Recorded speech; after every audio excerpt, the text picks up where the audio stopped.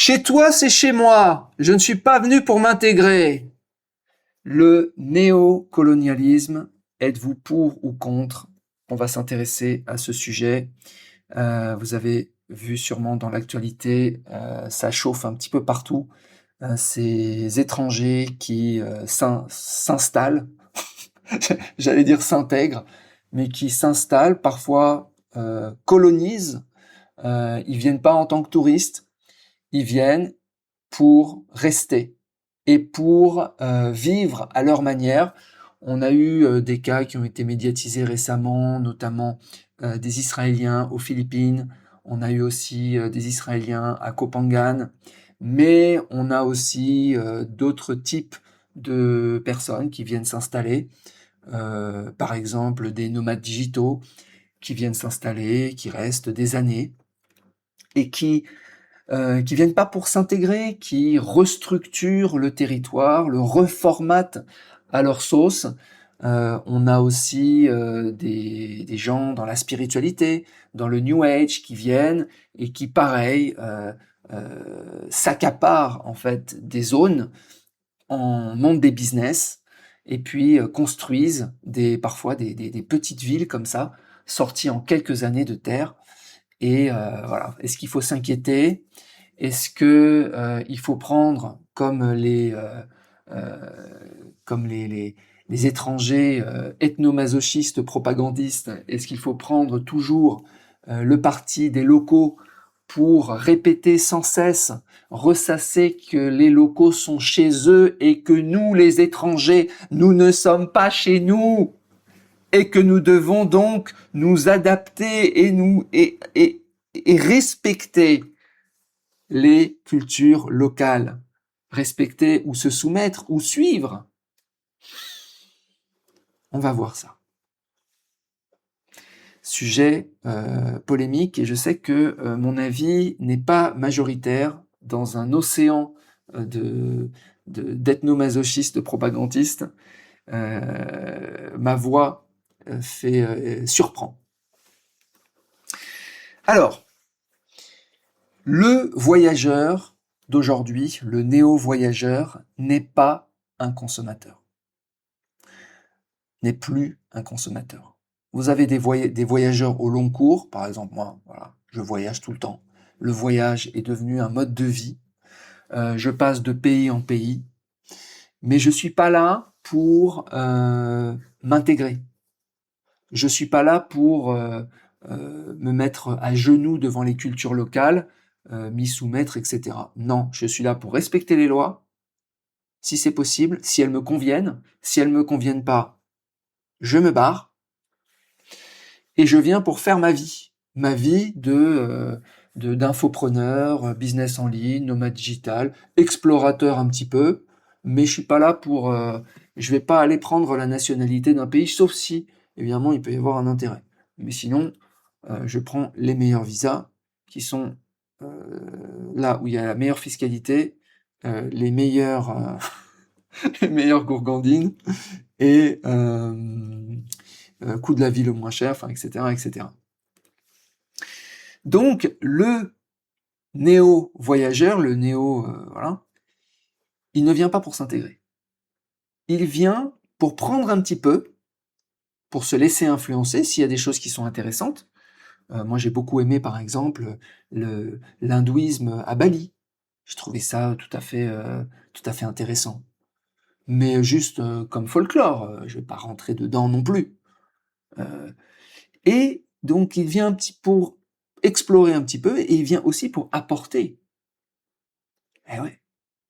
Le voyageur d'aujourd'hui vient pour apporter. Donc, je dirais qu'en fait, il y a une synergie entre l'étranger, le lieu et l'autochtone. Il va y avoir une fusion, ou pas, mais dans certains cas, cette fusion va donner naissance à des fruits qui sont le mélange de ce que l'étranger a apporté et de ce que le lieu et les locaux ont à donner. Et ça peut créer des choses extraordinaires, des choses totalement imprévisibles. Par exemple, Canggu. Canggu, qui était un petit village de pêcheurs à Bali il y a quelques décennies, est aujourd'hui le plus grand centre de nomades digitaux au monde. Un endroit incroyable, qui n'a plus rien à voir avec le Bali originel. Pourtant, c'est aussi Bali.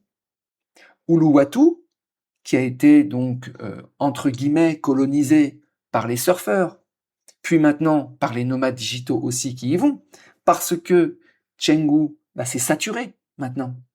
Donc les gens vont ailleurs. Ils vont un peu plus au nord, un peu plus au sud. Ils cherchent de nouveaux endroits. Ce sont des pionniers néocolonisateurs. Ils veulent être dans ces endroits, mais ils veulent vivre leur mode de vie. Un petit peu influencé par le mode de vie local. C'est tout.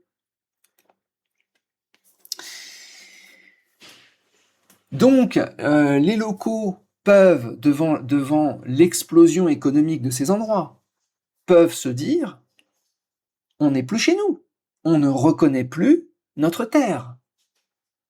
Et donc, on va la reprendre, par exemple, en expropriant les étrangers.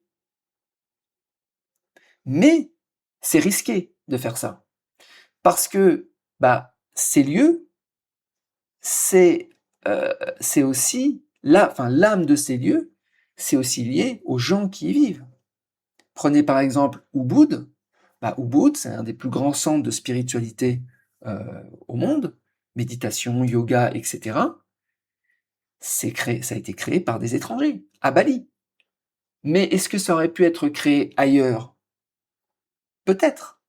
Mais en tout cas, il y avait quelque chose, à un moment donné, dans ce lieu, des gens se sont retrouvés. Ils se sont dit, c'est ici. Certains diraient qu'il y avait un vortex spirituel, etc., que ça n'aurait pas pu être ailleurs, etc. Il y a d'autres centres de spiritualité dans le monde. Donc, si les locaux commencent à se dire, oh là là, il y a trop de villas, il y a trop d'étrangers, il y a trop de centres de yoga, de méditation, machin, je rase tout, je reprends tout, ce qui va se passer, c'est que ces lieux vont disparaître. Comme d'autres ont disparu avant. Ces lieux vont devenir has-been. Comme d'autres lieux qui ont fait le choix de tout reprendre aux étrangers, ont sombré dans l'anonymat la plus totale. Et je vais vous citer quelques lieux un petit peu après. Donc aujourd'hui, par exemple, au niveau des nomades digitaux qui ont restructuré, réorganisé et colonisé certains endroits, Canggu, Uluwatu, Chiang Mai, en Thaïlande, qui est un endroit pour nomades digitaux, Da Nang, au Vietnam, Siem Reap, en ce moment, au Cambodge. Ils vont s'installer, ils choisissent des endroits propices et ils se développent. Et ils développent toute leur organisation, tous les business, tout ce dont ils ont besoin. Des coworking space, par exemple. Des cafés branchés, du vegan, du végétarien, du tout ce que tu veux. Alors, les endroits qui deviennent has-been. Alors, soit parce que, en fait, c'est des endroits il y a eu tellement de succès qu'en fait, c'est totalement saturé. Et donc, les nomades, qui sont à la base nomades, faut pas l'oublier, qui peuvent bouger n'importe où, ok, ils vont pas hésiter à partir. Dès que c'est saturé, dès que c'est pollué, l'endroit est déclassé. Alors j'ai demandé justement ces endroits déclassés pour les nomades digitaux, c'est assez intéressant. J'ai demandé aux IA. Alors ils me sortent Bangkok, bien que ce soit une mégalopole fascinante, beaucoup de nomades la désertent aujourd'hui au profit de Chiang Mai et des îles, en raison du coût de la vie qui grimpe et qui a explosé, de la pollution et du rythme de vie stressant. Voilà, moi je me verrais pas vivre à Bangkok, même si j'aime bien y revenir de temps en temps, c'est un hub incroyable. J'ai pas compris le concept en tant que nomade digital, pour moi, c'est vraiment totalement déclassé. Koh Phangan, sursaturé et saisonnière, s'il a connu un boom incroyable post-pandémie avec de superbes espaces de coworking, elle souffre aujourd'hui d'une surpopulation, d'une hausse excessive des loyers et d'une connexion Internet parfois inégale selon les zones. Donc là, pareil. Et paille, le charme perdu, autrefois repère de hippies et paisible de nomades en quête de nature, la ville souffre désormais d'une forte pollution saisonnière, période de brûlis. Toute cette zone au nord en fait de la Thaïlande, y compris Chiang Mai, souffre de cette pollution qui fait que on ne peut pas s'installer là-bas. Tourisme de masse aussi à Pai qui a chassé la communauté de travail à distance. Il ne faut pas perdre de vue une chose, c'est que au-delà de qui a le droit de vivre, quels sont ceux qui ont les bons actes de propriété, etc. C'est en gros la loi des contrats. Il y a la loi naturelle. Et la loi naturelle, c'est que la terre appartient naturellement à celui qui habite dessus. Et donc, si les étrangers sont chassés, en fait, l'endroit perd son âme, perd son charme et devient autre. Et il y a des endroits comme ça qui sont partis complètement aux oubliettes. Je vous en cite quelques-uns. Les îles Togean en Indonésie. Voilà. Donc, isolement géographique et logistique complexe ayant repoussé les investisseurs extérieurs. Plus personne. Les 4000 îles au Laos. Répression administrative et reprise en main familiale des structures festives. Ils ont voulu reprendre pour l'argent. C'est ça en fait. C'est-à-dire qu'en fait, il y a une manne financière. Donc, reprise ou expropriation. Et derrière, les gens s'en vont. C'est fini. Qui est allé aux 4000 îles dans le sud du Laos récemment, alors qu'avant, tout le monde y allait. Donc c'est devenu totalement endormi et rural, disparition de la culture du tubing, parce qu'il y a pas mal de cascades, et des excès de fête au profit d'un quotidien paysan rythmé par le Mékong. Ils ont récupéré leur terre, mais ils ont récupéré une terre vide, et donc de la paysannerie, et donc impact économique, etc. Ils ont viré les néocolons. Ils ont récupéré la misère. C'est un choix. Il faut l'assumer. Les îles Mergui au Myanmar. Moi, quand j'étais au temps du... c'était en quoi? C'était en 2017 2018, j'étais au Myanmar. C'était une destination touristique de pointe. Hein. C'est-à-dire que ça s'ouvrait, voilà, c'était la nouvelle... C'était avec le Laos, la destination authentique en Asie du Sud-Est. Terminé. Fermeture géopolitique totale de la région, après de brefs projets d'ouverture, quasiment hermétique, retour à l'isolement complet, navigation ultra réglementée, territoire redonné aux nomades de la mer, les Moken, voilà, les autochtones. Ils ont récupéré tout, mais ils ont perdu nous. Il y en a d'autres comme ça. Pulau West en Indonésie. Ils ont voulu appliquer des règles très strictes, absence totale de compromis touristique, donc c'est soumis aux lois d'Aceh, dénué de vie nocturne occidentale, exigeant une discrétion totale des rares visiteurs. Et il faut faire attention parce que en Indonésie, les lois ont changé. Il y a quoi? C'était 2025. Interdiction formelle d'avoir des rapports intimes avec quelqu'un si vous n'êtes pas marié. Tiens, c'est la prison, hein. Et ça concerne toute l'Indonésie, y compris Bali. Donc les mouvements conservateurs comme ça, ça peut mettre en danger. On pourrait même imaginer que Bali vienne à souffrir de ça. D'ailleurs, les autorités de Bali ont été obligées de faire des communiqués en disant « Oui, il y a cette loi, mais nous ne l'appliquerons pas, nous ne l'appliquerons pas. » Ça veut dire quoi, nous ne l'appliquerons pas? C'est-à-dire que toute l'île est dans l'illégalité? C'est ça que ça veut dire?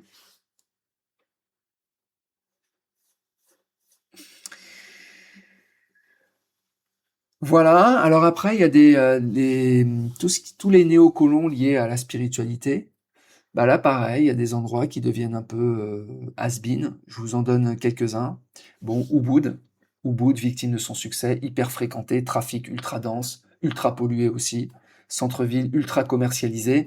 Il y a ça aussi, c'est le fait que les locaux, en fait, veulent profiter des touristes en transformant en fait les centres-villes en une espèce de cirque avec plein de business, de vente de trucs complètement nuls qui dénaturent complètement ce que c'était.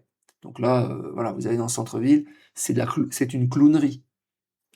Des ventes de babioles made in China, juste pour du tourisme de masse.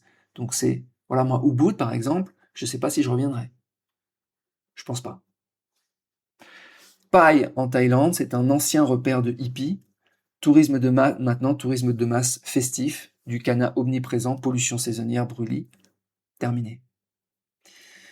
Katmandou, donc le problème de Katmandou, logistique difficile, poussière et pollution, c'est devenu un piège à touristes.